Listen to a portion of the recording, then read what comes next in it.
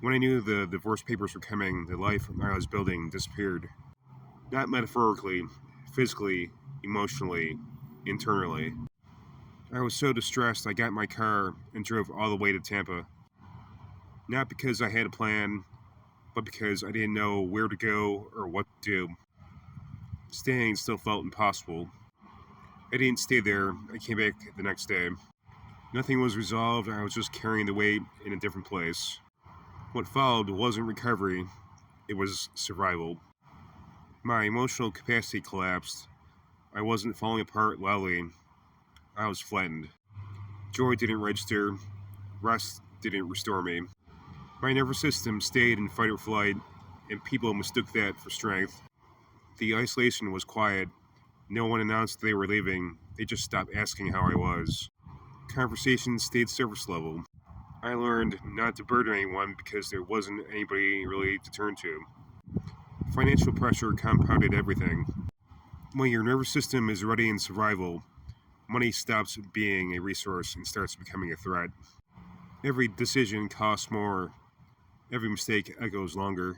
For 4 years, my vehicle was the only structure I could afford to maintain. It wasn't freedom, it was containment, the last thing holding my life together. Constant vigilance, no real rest, just managing. Eventually, I lost that too.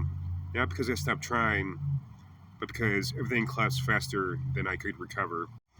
Right now, I carry everything I own with me, not as an identity, but as context.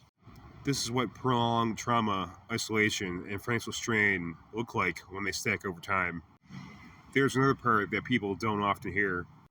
By the end of my marriage, my body didn't feel safe in intimacy. There was no emotional or physical closeness. My nervous system adapted when connection wasn't available. My body learned to regulate itself in ways that weren't connected with real presence and intimacy. Afterward, I had real work to do to come back into my body, to rebuild my nervous system and reconnect with real sensation, to end the shame around self touch and exploration, to learn how to be present with myself because I was the only one there. That wasn't indulgence, that was rehabilitation. I'm sharing this because I love myself enough to be seen by others, not because I need anyone's approval, but because my life, my body, my choices deserve to be witnessed. And I'm still here. I'm still fighting, still building my own streams of income, still trying to be my own boss, not because it's glamorous, but because dependence isn't an option anymore.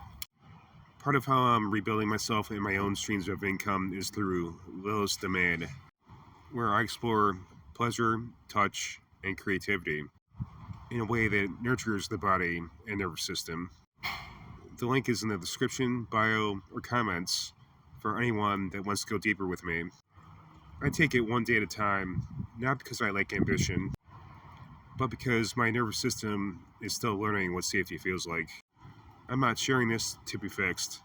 I'm not sharing this to be saved. I'm sharing it because it's true.